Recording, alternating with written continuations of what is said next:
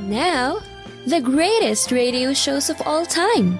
Suspense. The Shadow Node. Washington calling David Harding, Counter Spy. Classic radio theater. The Great Gildersleeve. Fibber McGee and Molly. Dragnet.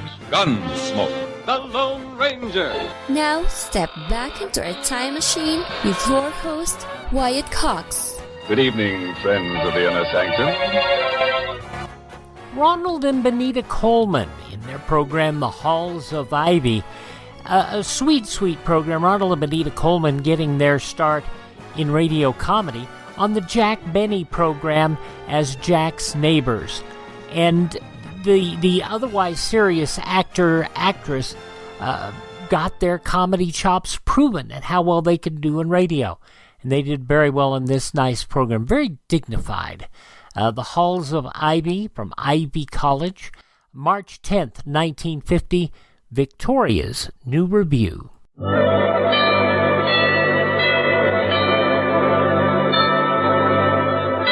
Ladies and gentlemen, the Joseph Schlitz Brewing Company of Milwaukee, Wisconsin presents The Halls of Ivy, starring Mr. and Mrs. Ronald Coleman.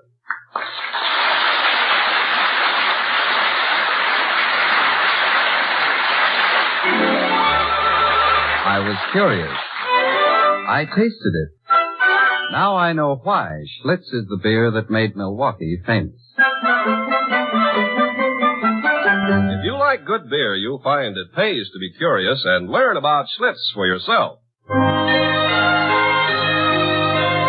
Now, The Halls of Ivy.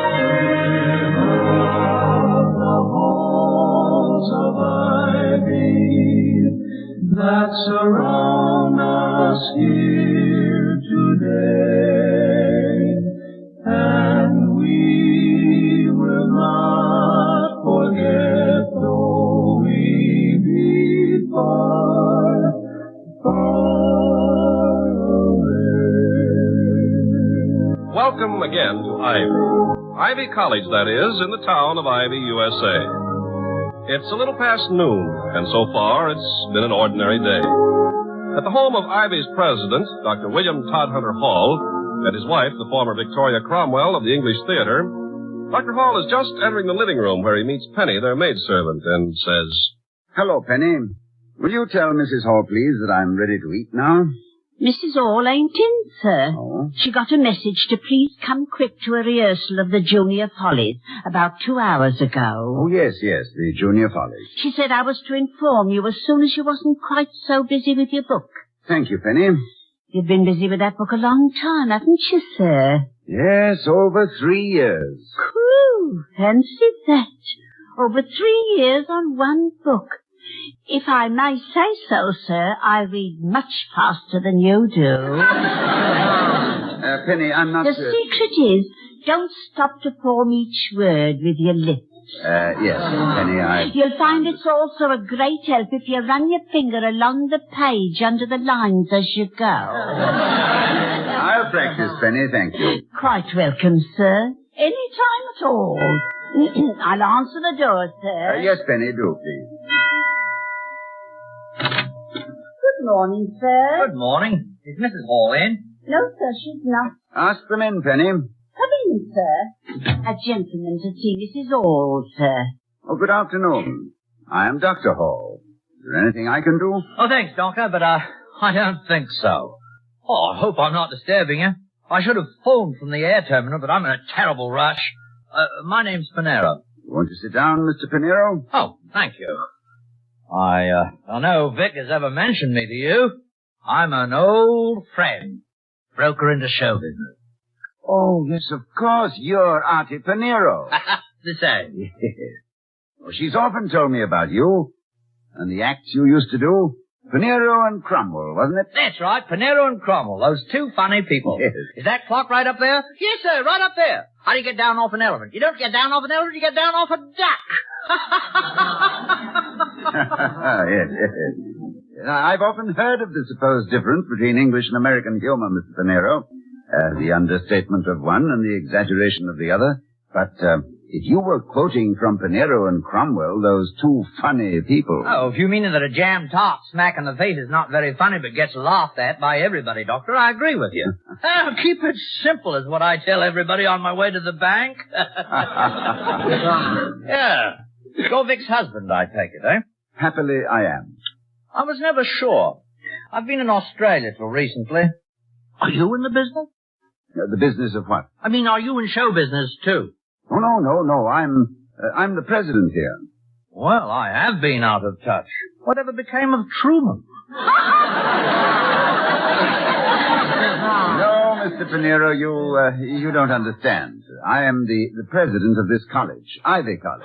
Oh, yes, of course. And Mr. Truman, I believe, is quite well and still in the White House.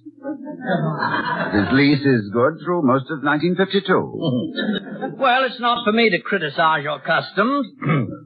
How's Vicky? You know, it's been a dog's age since I last saw her. Prettiest kid I ever knew, and the nicest, and the most talented. How is she? Oh, I think she's better than ever, Mr. Pinero. Although I must admit to a slight prejudice in her favor. And that great sense of timing for a comedy line. Her timing is, as always, admirable. And is she still, Oh, I know I'm being inquisitive, but I've got a good reason for asking. Is she still, has she got, does she bulge? Only where bulging is, shall we say, architecturally desirable. But there again, I am prejudiced, Mr. Pinero. May I ask the reason for this research? Well, you see, I have something most important to talk over with her.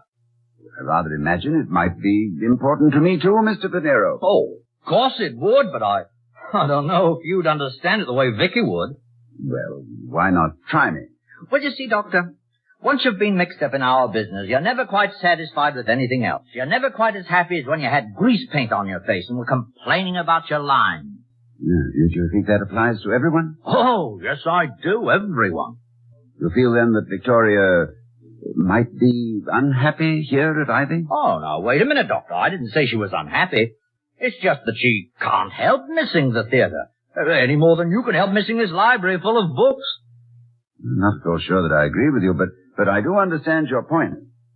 Every profession has a magnetism for its most competent practitioners, which is almost irresistible. But why this sudden concern for Victoria's happiness? Oh, forgive me, Doctor, but I talk better when I walk around. Well, this is why. I need her. I need her badly. The question of need, Mr. Pinero, no one needs her as badly as I do, with, if you'll pardon me, a certain priority. I know. But this is show business. Now, I produced a musical revue down in Australia in 1946 that's still running to packed house. I wonder if the quiet of the campus has been deadly for her. My show is called Sydney's Harbour. It was such a hit down there that I brought a company to England last year, and it's still running there. I wonder if all the happiness she's given me has left her with none of her own. Now, my point is, Doctor, next month I'm opening Sydney's Harbour in New York. I've been an idiot, so content with my own luck that And I would like Vicky to play the lead. Well, did you hear me, Dr. Hall? Huh? I would like Vicky to play the lead. The lead, yes, of course. Before the lead, naturally. Mr. Pinero. Yes? Would you mind giving me a few hours on this? I'd like to think about it quite seriously, and then may I phone you? I know that Victoria will be most anxious to see you. Why, certainly, only I don't have too long. Oh, could I drop around again about, say, 6? 6, Mr. Pinero. And, thank you. Thank me? Whatever for, Dr. Hall? For reminding me of something I had forgotten.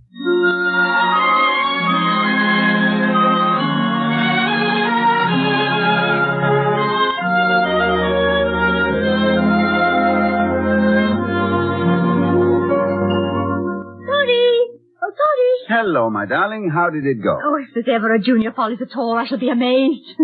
You should have been there this morning. Sets falling down and fuses blowing all over the place. Orchestrations missing, actors going up on their lines. The director tearing his hair and screaming. Everyone hysterical with week before opening jitters. Oh, it was heavenly. It sounds quite hellish to me. Begging your pardon. You've never been in show business. It was meat and drink to me. Just what the doctor ordered. Vicky, do you find yourself missing the theater terribly? I mean, did you ever have any regrets? Regret? Of course not, Toddy. What kind of talk's that? Well, after all, you were at the height of your career when I met you. And the life we lead here, well, it's so different from the life you've had. Toddy, this is the height of my career right now. Every moment of it. I think you sacrificed a great deal. Would you think that you sacrificed what might have been a great political career by marrying an actress? Oh, my God. Well, you remember what that congressman told you? That you might have been a presidential log? The phrase, my dear, is timber, not log. Although in some cases, log is the more descriptive term. Particularly when you realize that a log is difficult to handle, has a great affinity for a stump, and is most useful when dead. But, oh, dear, I'm digressing. No, Vicky, of course I don't regret it. Well, then, there you are. We might each have been something else if we never married. But we did. And we're happy, and that's the essential thing. You don't ever wish you were back? Oh, Toddy, darling, grease paint and fiddles tuning up in the pit will always make my nostrils quiver and my ears twitch. That's why I love coaching these college shows. There's a little harmless smoke that keeps the old firehorse happy. Firehorse, indeed. Please, you are speaking of the woman I love. But seriously, Vicky, and the women's magazines notwithstanding, marriage is not really a career. In its original meaning, the word career meant a gallop, a gamble, a frisk. Marriage is not a gallop. It's a pleasant amble. It's also a serious partnership in a serious business, life. It can coexist with a career only with the most scrupulous balance of interests. Hey, what are you trying to tell me? Mr. Pinero is in town. No. Archie? Where? Whatever is he doing here? Where is he? At the inn. He'll be back here about 6. Oh, how wonderful. I'll call him right this minute. I told him you were most anxious to see him. Oh, I am. I can't wait. Oh, you told him? Yes, he was here. Toddy? Yes, my dear? Does he want me to go back to the theater? Suppose you talk to him. Marriage, my darling, is not a career. William, are you trying to get rid of me? Now, Vicky, is it? Are you sending me back to the grease paint and footlight? Now, Vicky, Have you decided that an actress's place is on the stage and never to darken your doors no more? My darling, you... Oh, out in the snow with my shawl and my baby. Darling, I have simply tried to see both sides of the question. Well, I've made my decision. You have? Yes, I'm going. You are? Certainly. With this deafening public clamor in my ears, how can I refuse the call of duty? I'm going. Going? I'm going to phone Archie. He's convinced you that I should go back to the theater. Now he's going to try and convince me. And let me tell you, what's that peculiar look in your eye? Just speculation, my darling. I think I shall meet Mr. Pinero on the front steps with a loaded pistol. I have just invented a new crime, Pinerocide. And in court I can say that everything suddenly went black. And believe me, Vicky, I can think of nothing blacker than the prospect of losing you to a jar of makeup.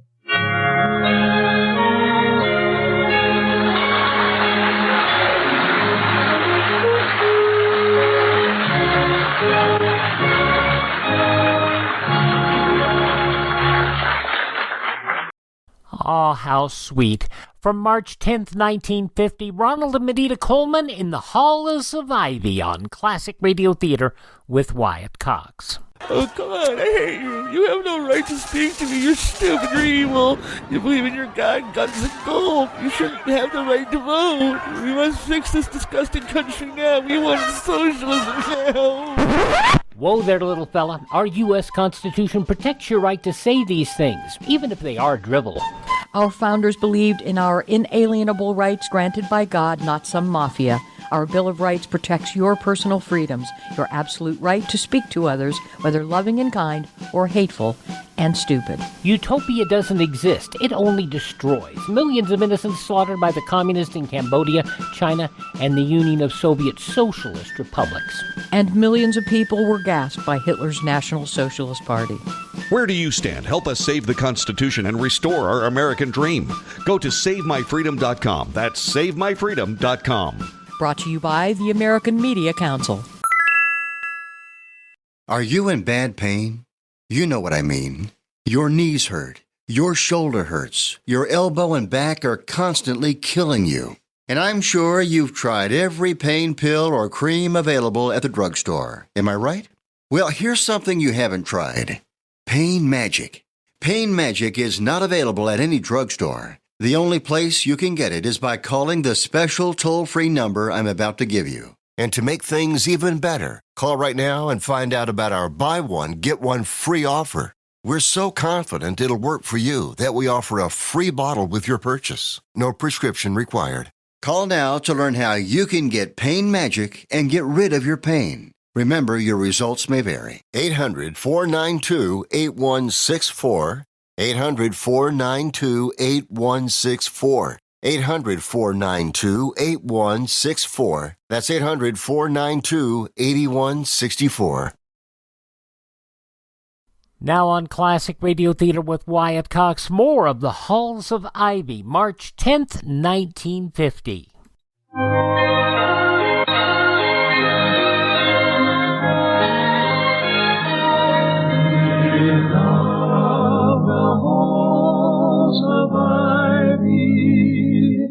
That surround us here today.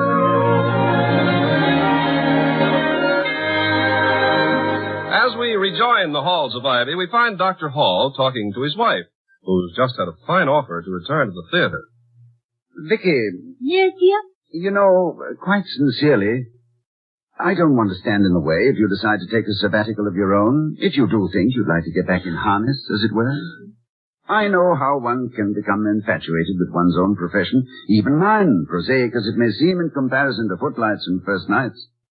There are times when I positively thrill to the smell of old books. I remember we were joking about it once, about inventing a perfume for the wives of faculty members. We were going to call it Essence of Worm-Eaten Volumes. You might even call it Eau de Voltaire. Very good, very good. But as for your absence for a few weeks disrupting my life, well, I shall miss you, of course, but I can manage. Oh, you can.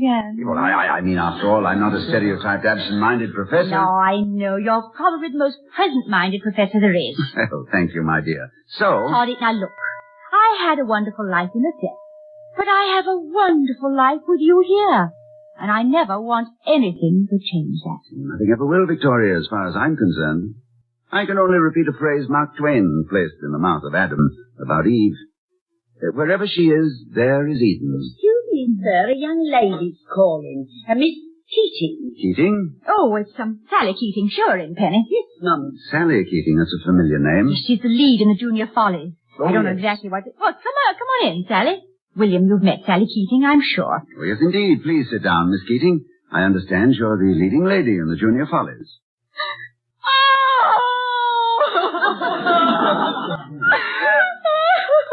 Good heavens, what did I say? Sally. Now, Sally, what is it? Sally, now tell me. He threw me out of the show. Squiffy threw me out of the show. Oh, no. Squiffy? Well, it's Dick Lester, class of 51. He's the director. Give her your handkerchief, William. Now, stop it, Sally. Tell me what happened. Squiffy was choking Larry. Choking Larry? What's that? You mean throttling him? Larry threw his baton at Squiffy first because some of the orchestrations were on fire. On fire? On fire? Did Squiffy have a match to them? No, there was a short circuit in the pit before we could put it out. It was really the fault of Bobo. What's a Bobo? Teacher who, not a what. It's Bobo Cleary. She's the head electrician. Now, Sally, stop it now. Now, stop it at once. I'm sure you're not really out of the show. I am. And I don't care. I don't want to be in it. I hate the part. I never wanted in the first place. The songs are dreadful, and the lights they gave don't leave me standing there with egg on my face opening night. And I wouldn't appear in a production with any of them for all the money in the world. I hate them. Is this what you meant, week before opening jitters? That's it. Oh, dear. Is it always like this? Of course not. It's serene compared to the general run of things. Now, Sally, stop that and listen to me. You're behaving like a child. It's a very good and funny show, and the songs are some of the best I've ever heard.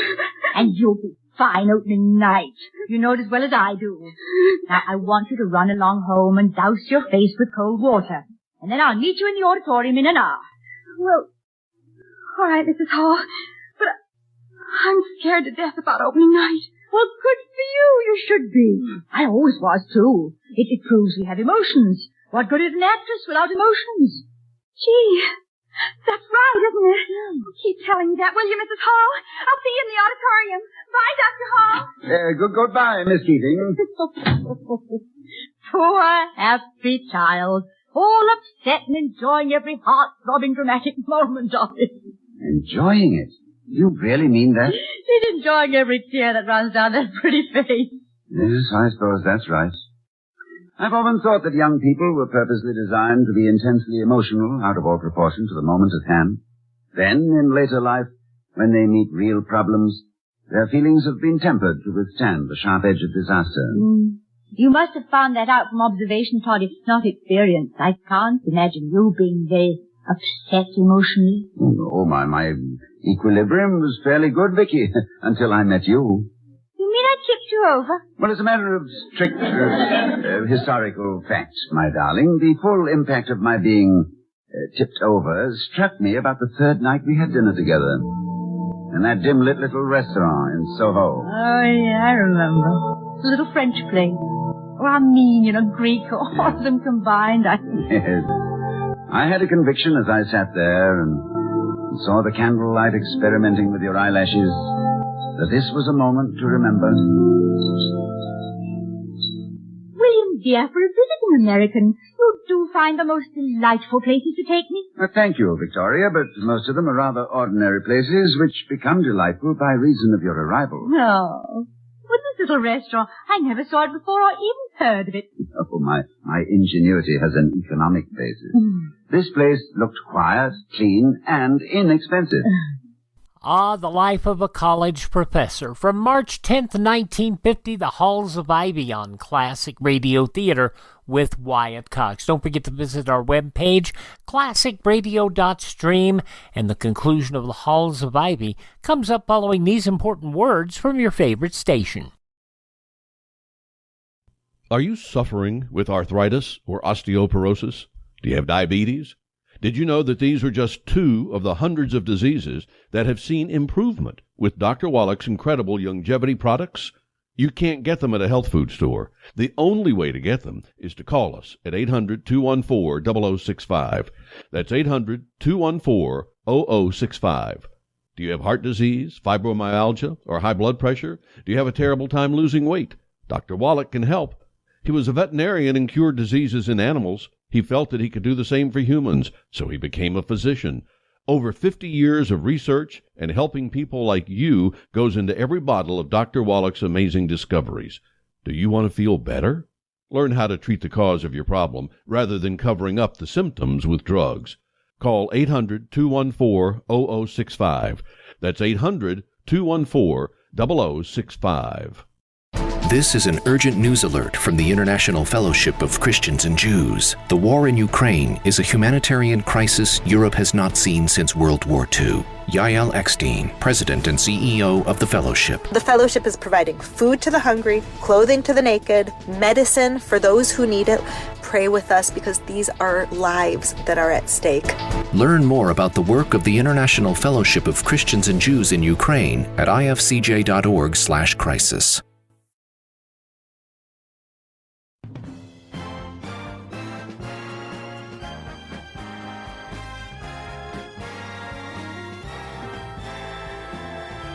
Now on Classic Radio Theater with Wyatt Cox, the conclusion of The Halls of Ivy, March 10th, 1950. You know, I've been prowling around this district quite a bit. Yes, Soho, it is interesting, isn't it? Intensely, the very name. Soho. A fox hunting term, you know. Is it really? Yes, this was originally fox hunting country. And Soho was the huntsman's cry to call off the hounds. And later on, when the Edict of Nantes was revoked, this was the refuge of thousands of French Huguenots and others escaping from the French Revolution. Thus, through the centuries, Soho has become London's foreign colony. Thank you. That's all right, darling. The bus leaves the Marble Arch at 2 o'clock. Oh, I should be very happy, to be honest. But how on earth did you know all this? I've been here all my life, and I never knew this thing. Oh, it's nothing. Strangers always know more about a country than the natives. When we get to America... What did I say? You said, when we get to America, you said. I heard you. Distinctly. I'm sorry. I had no right to presume that... I mean... Oh, forgive me. No. You must... My thoughts, my hopes ran away with my tongue. Sitting here, watching your face... And I don't think I shall ever want to eat another meal except by candlelight. Victoria... Yes, dear? I think I must be a little mad to think as I've been thinking. Here am I, an American professor on his sabbatical, with neither fortune nor fame in his pocket, having the unutterable presumption to hope that a reigning star of the London theatre would... Would what? Would you care for more coffee? No, thank you, William. Nothing more to... Well, Vicky. Vicky, darling, you haven't eaten a thing. Look at your plate. Well, look at your own. What? Didn't you like the dinner? Did I choose a bad restaurant? William, dear, how could either of us possibly eat? You've been holding my hand ever since we sat down. I have? Oh, good heavens. Oh, Victoria, I am sorry. No, I'm not. I'm going to do it again on every possible occasion. Do what, sir? Hold your hand like this. Well, thank you, sir. Very kind of you, sir. But don't you think that... William, Miss Penny, you're holding Penny's hand. Of course I am. William and Penny, the two happiest people in the... William and Penny! What am I... Penny, let go my hand.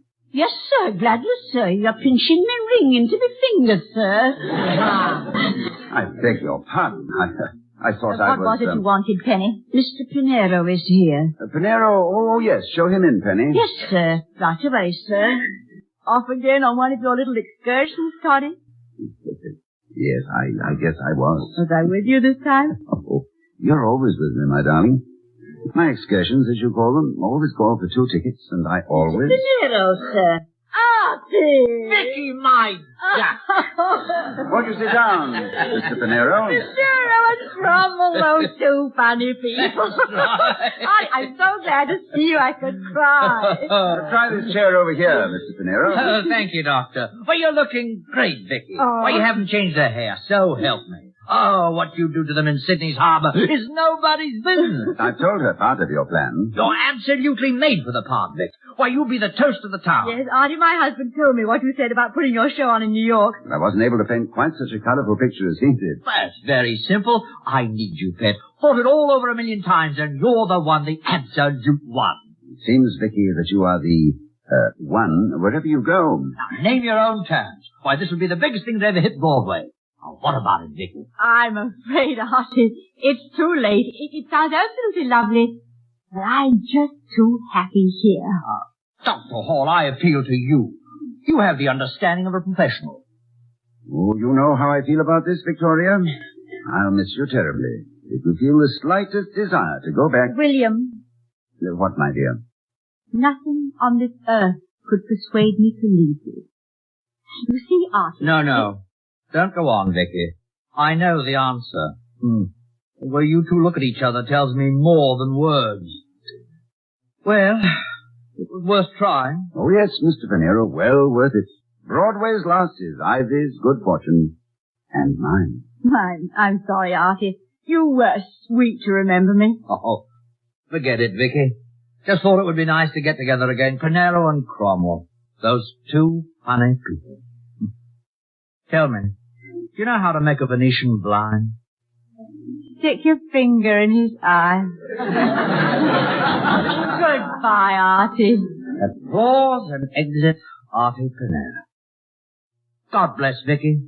And good luck to you, Doctor. Thank you, Artie. And my sincere sympathy.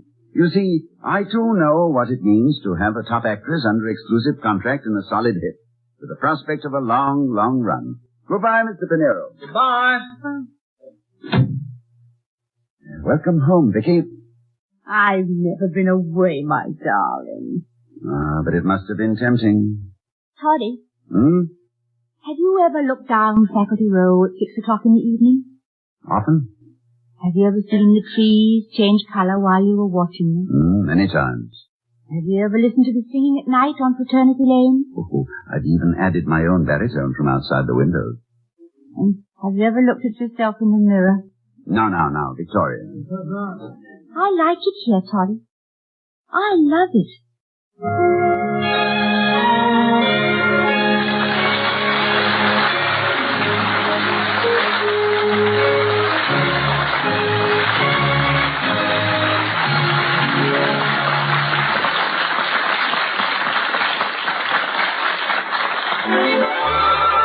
I was curious.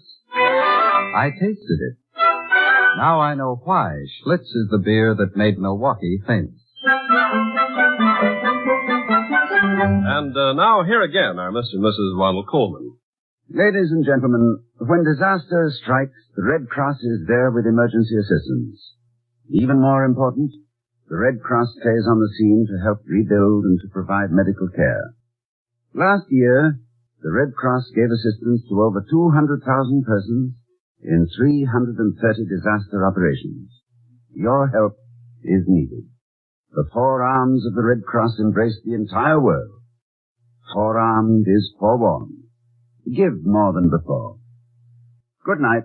Good night, everybody.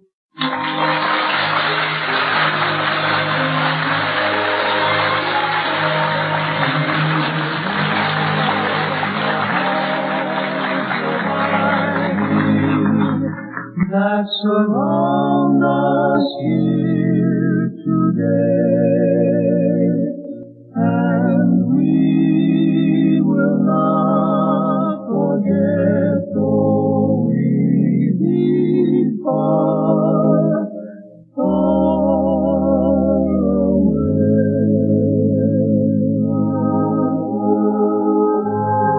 We'll be seeing you next week at this time at the Halls of Ivy, starring Mr. and Mrs. Ronald Coleman. The other players were Joseph Kearns, Janet Waldo, and Gloria Gordon. Tonight's script was written by Walter Brown Newman and Don Quinn. Our music was composed and conducted by Henry Russell. The Halls of Ivy was created by Don Quinn, directed by Nat Wolf, and presented by the Joseph Schlitz Brewing Company of Milwaukee, Wisconsin. Ken Carpenter speaking. March 10th, 1950, The Halls of Ivy on Classic Radio Theater with Wyatt Cox. No offense, but are you a little fat when you look in the mirror? How would you like to learn the secrets to lose 3 to 5 pounds a week easily without joining the gym or going through any crazy diets? It's called Body Sculpt by Med Diet. For the last 2 decades, we've been helping people just like you that have pounds they want to shed. We've helped millions of people lose thousands and thousands of pounds over the years. And now it's your turn. Learn the secrets of how to lose weight with one simple phone call. You'll see an amazing difference in a matter of days. Don't believe us? We'll offer you a money-back guarantee. If you're ready to start losing weight right now, call right now to learn more about your risk-free order to Body Sculpt. Call for your risk-free offer. 800-738-5332. 800-738-5332. 800-738-5332. That's 800-738-5332. Here's some great news. If you missed the deadline to sign up for health insurance, or if you just have a plan you're not happy with, you still have a choice. It's called MediShare. There are hundreds of thousands of members, and they love it. MediShare has a 98% customer satisfaction rating, and this is obviously huge. The typical family saves around $6,000 a year switching to MediShare. Find out more. They're great to talk to. 833-34-BIBLE. That's 833-34-BIBLE. Now to the soap opera Claudia on Classic Radio Theater with Wyatt Cox. This was from March 10th, 1948. Claudia.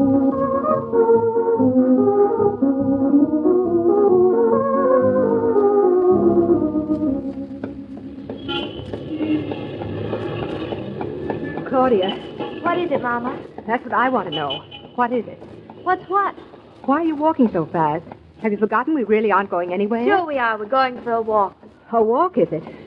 It feels more like a trot or a nice brisk canter. Am I going too fast? Not too fast for a racehorse, perhaps, but then I'm not a racehorse. What's the hurry? I'm sorry, Mama. I guess it's because I'm thinking. I'm thinking about David. What have you done now? What have I done? What makes you think I've done something? Elementary, my dear Watson. When you start thinking about David, it's because something isn't right. And when something isn't right, it's usually pretty easy to guess whose fault it is. Everything's right.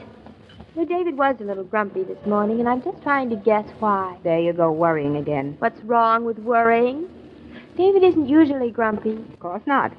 He probably just got tired of answering silly questions. I think it had something to do with insurance. Insurance?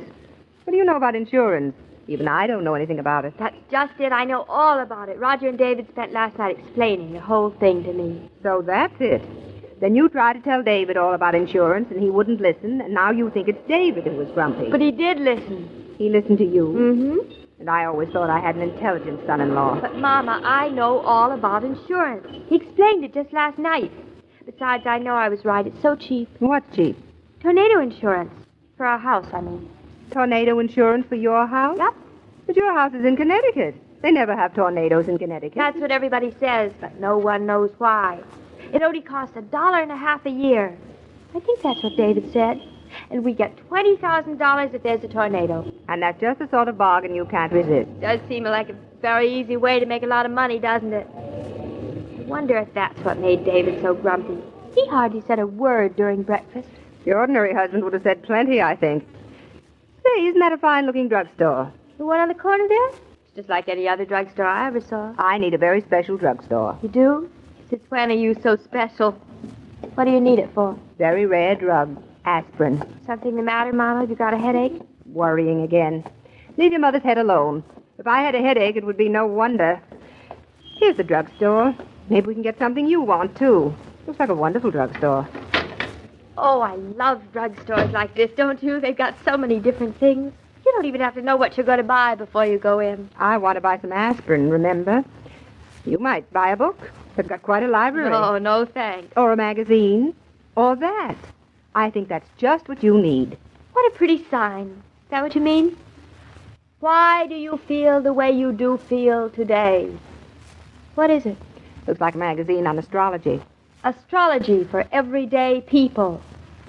What other kind of people are there except everyday people? I'm sure I don't know. Why do you feel the way you do feel? You know that just might explain why David was grumpy this morning. Don't you think so? No, sure. It would be fun to see what it says anyway. I think I'll get a copy. You're going to buy that? Of course I am. It's only a dime. Another bargain. Lots better than having your palm read, I bet you. Astrology, palm reading. Why, you've never had your palm read in your life. It was your idea in the first place. You told me to buy it. You take everything anyone says seriously? Why do you feel the way you feel today? I wouldn't mind finding that out either. I love to read all about myself. You don't have to read about yourself. You can just listen to me. I'm listening. The reason you feel the way you feel today. You don't even know what way that way is. Whatever you feel, the whole trouble is because you've been outrageously spoiled by a foolish and doting old mother. Oh, what a way to talk. Only solace in her old age is aspirin.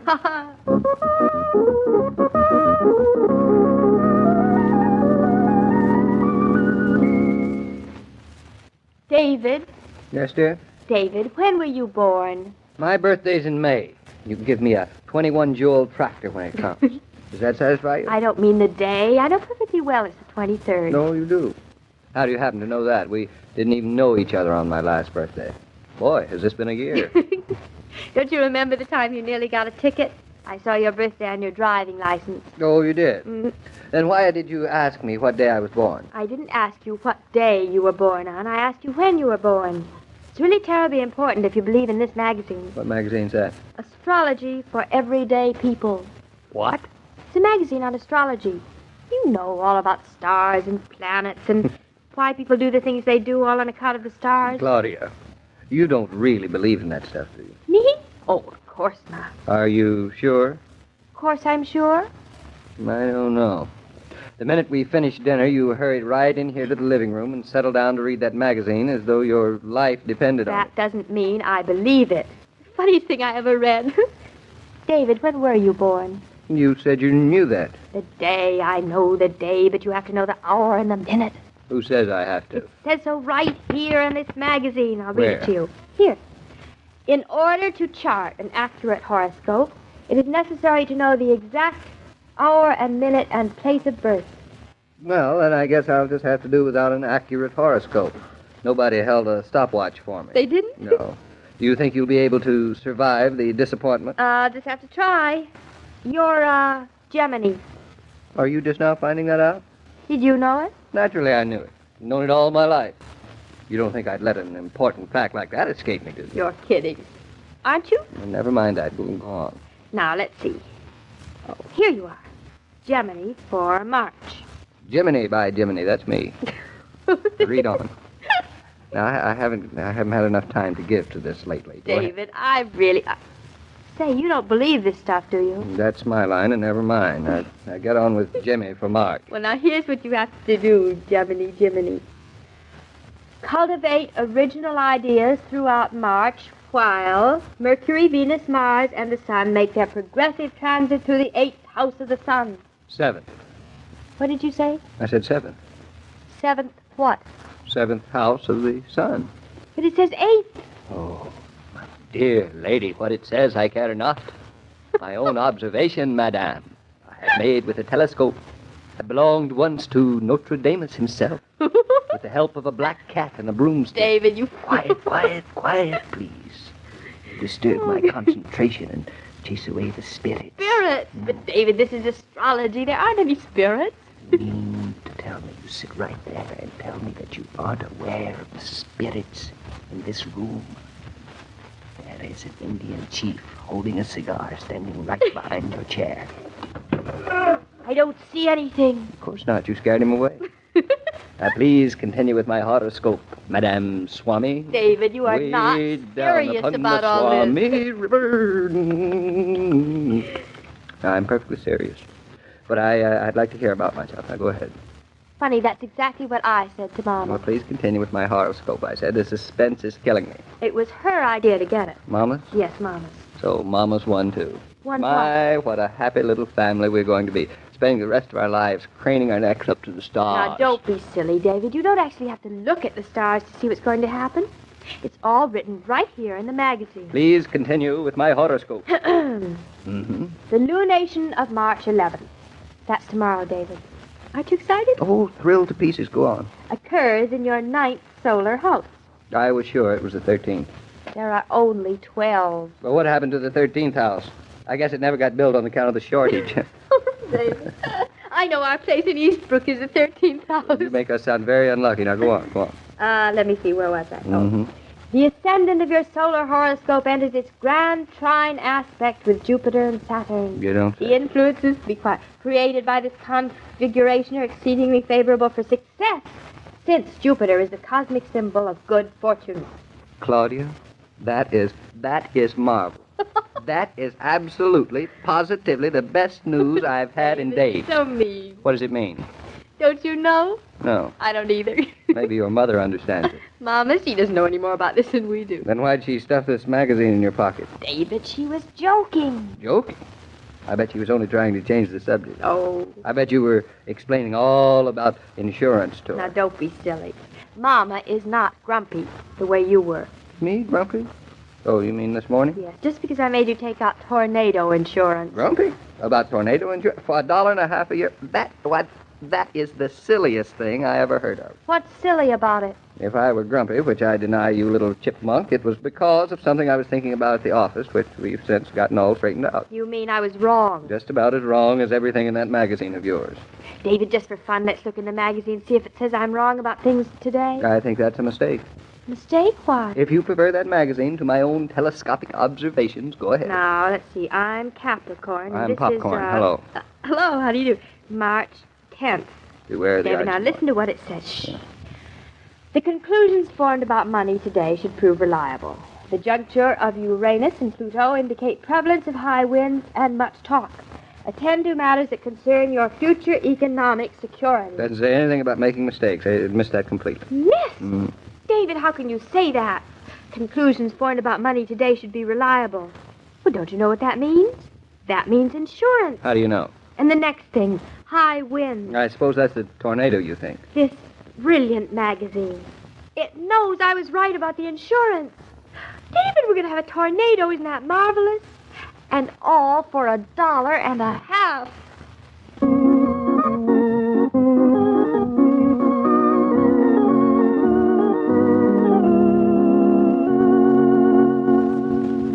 Oh, my goodness. Claudia from March 10th, 1948.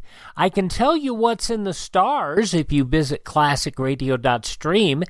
There, in your stars, will be contacting me, learning more about building a classic radio collection, and also being able to hear our shows on demand. If you miss a day, you don't have to miss a show. You can hear them at classicradio.stream. Well, of course, you can also hear them through the iHeartRadio or Spotify or Spreaker or TuneIn, Apple Podcasts, Google Podcasts, even Amazon. Just search for Classic Radio Theater with Wyatt Cox. Please thank this radio station and support their advertisers. And tell your friends the great radio shows are right here at this spot on the dial. Classic Radio Theater with Wyatt Cox on your favorite radio station.